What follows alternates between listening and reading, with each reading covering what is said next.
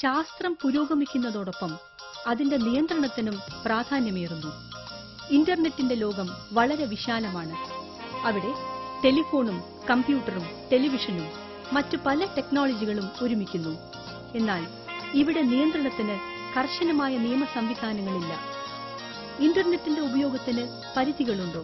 ആർക്കൊക്കെ ഇന്റർനെറ്റ് സംവിധാനം ഉപയോഗിക്കാം?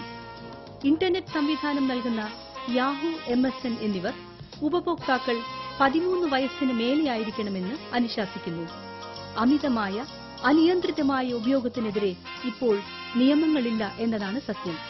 18ാം നൂറ്റാണ്ടിലെ ടെലിഗ്രാഫ് നിയമത്തിനും 21ാം നൂറ്റാണ്ടിലെ വിവര സാങ്കേതിക നിയമത്തിനും ഇന്റർനെറ്റ് ലോകത്തെ നിയന്ത്രിക്കാൻ കഴിയുന്നില്ല.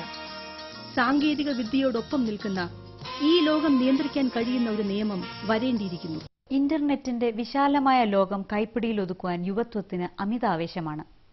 ഈ മായാലോകം വിരൽത്തുമ്പുകളിൽ വിരിയുമ്പോൾ നിയമങ്ങൾ കാറ്റിൽ പറക്കുന്നു.